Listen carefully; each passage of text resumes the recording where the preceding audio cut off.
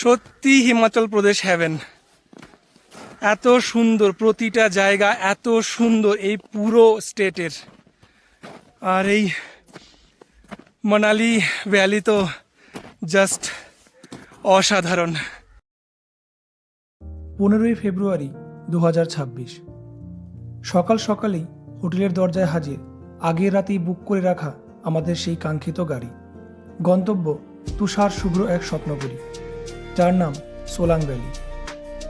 মানালি ছাড়িয়ে হিমশীতল বিয়াস নদীর কোল ঘেঁষে আমাদের গাড়ি এগিয়ে চলল। জানালার কাচের ওপারে রূপালী নদী আর পাহাড়ের যে মায়াবী রূপ ধরা দিচ্ছিল, তার সৌন্দর্য কোনো শব্দ বা উপমায় বেঁধে রাখা অসম্ভব। মনে হচ্ছিল আমরা বাস্তবের পৃথিবী ছেড়ে কোনো এক রূপকথার দেশে প্রবেশ করছি।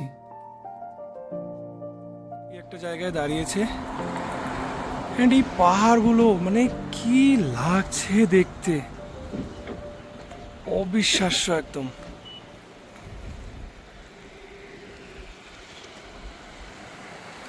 বিশেষ করে এই যে এই সাইডটা,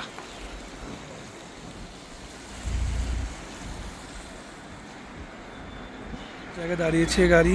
এখান থেকে জ্যাকেট অ্যান্ড অল দ্যাট ভাড়া পাওয়া যায়। এটা সব জায়গাতেই থাকে, সিকিমে গিয়েও দেখেছিলাম সেম। এখানে স্নো বুটস, এটাই ম্যান্ডেটরি, এটা নিতে হবে। স্পেস স্যুট বের করেছে, এখন মঙ্গল গ্রহে যাবে এটা পরে।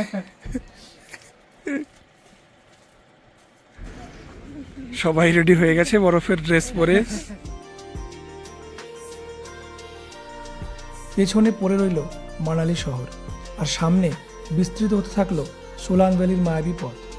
গাড়ি যতই এগোচ্ছে, পাল্লা দিয়ে বাড়ছে দুপাশের তুষার শুভ্র সৌন্দর্য, আর সেই রূপের সমাপ্তি টানছে সগৌরবে দাঁড়িয়ে থাকা হিমালয়ের আকাশচুম্বী শৃঙ্গগুলো।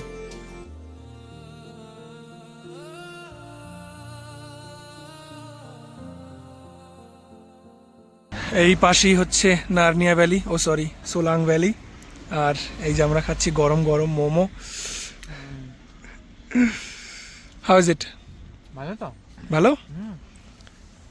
কি দারুণ ভিউ চারিদিকে, আর এই পাহাড়ি গরম গরম মোমোস, এর থেকে আর বেটার কি হতে পারে।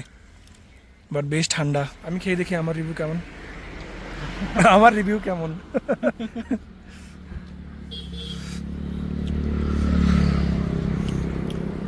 কত সুন্দর সফট দেখো উপরের চামড়াটা। ওকে,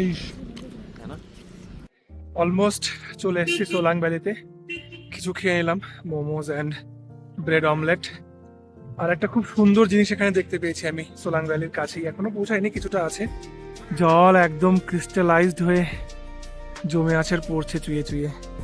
কি সুন্দর দৃশ্য।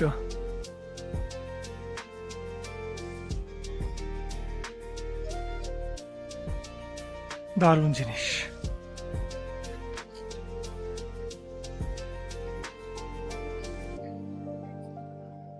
এই হচ্ছে সোলাং ভ্যালি, মানালির one of the most famous tourist spot. এখানে এই স্কিইং এর ব্যবস্থা রয়েছে।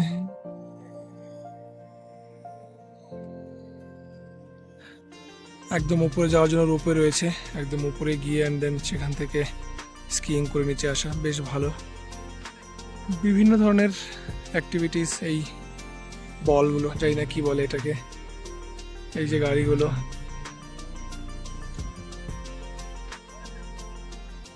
এই যে নিচে হচ্ছে সোলাং ভ্যালি। যেমনটা এক্সপেক্টেড ছিল সোলাং ভ্যালি তেমন নয়। আমি খুব আরও আহামরি কিছু মনে করেছিলাম, but okay okay. But Solang ভ্যালির যে সারাউন্ডিংটা সেটা খুবই সুন্দর।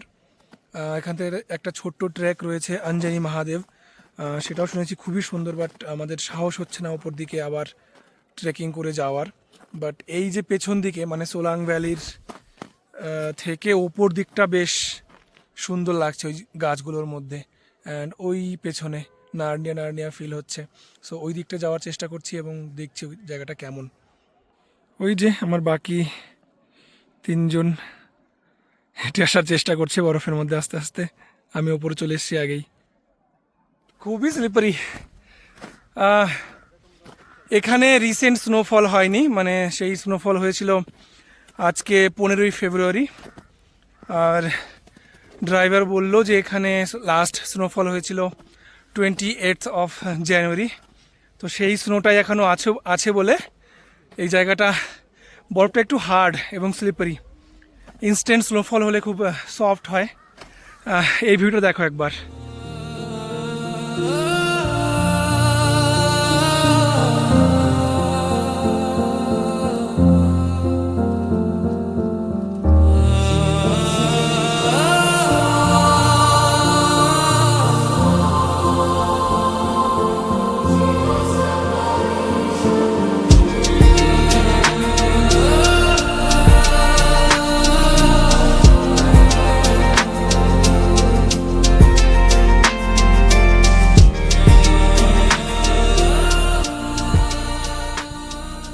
জলের বোতল শেষ হয়ে গেছিল সেই নিচে আনতে গিয়ে,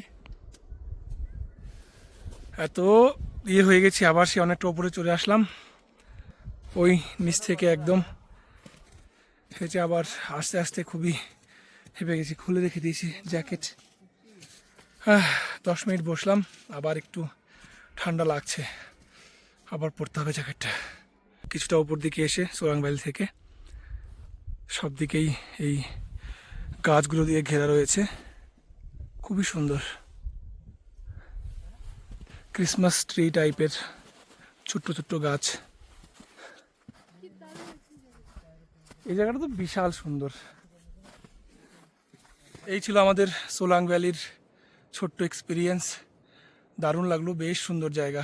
যারা প্রথমবার বরফ দেখছে তাদের জন্য তো স্বর্গরাজ্য। মানালি আসার জন্য দিল্লি থেকে প্রচুর বাস রয়েছে, এবং চণ্ডীগড় থেকে এসেছি আমরা, সেখান থেকে প্রচুর ভলভো বাস অ্যান্ড সরকারি বাসেস রয়েছে। এই HRTC মানে হিমাচল রোড ট্রান্সপোর্টের। মানালি চলে এসেছিলাম আমরা 5 ঘন্টা, 5.5 ঘন্টা, 6 ঘন্টার মধ্যে চণ্ডীগড় থেকে। অ্যান্ড সেখান থেকে আমরা গাড়ি বুক করেছিলাম সোলাং ভ্যালি আসার জন্য। মানালি থেকে প্রচুর গাড়ি রয়েছে, শেয়ারিং রয়েছে, নর্মাল ভাড়া করা ক্যাব রয়েছে। মোটামুটি ওই সিজনের উপরে ডিপেন্ড করে। 2000-1500-র মধ্যে একটা ট্যাক্সি ইউনিয়ন রয়েছে মানালিতেই, মল রোডে।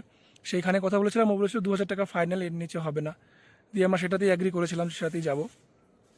তার পরের দিন যখন আমরা আবার গিয়েছিলাম বুক করতে, একটা ড্রাইভার পেয়েছিলাম ওখানে, কথা বললাম। সে বললো ওই 1500 টাকা লাগবে এখানে আসতে।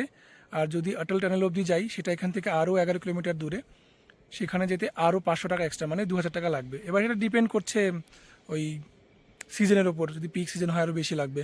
কেমন লাগলো ভিডিওটা অবশ্যই কমেন্ট বক্সে জানাও, and don't forget to subscribe.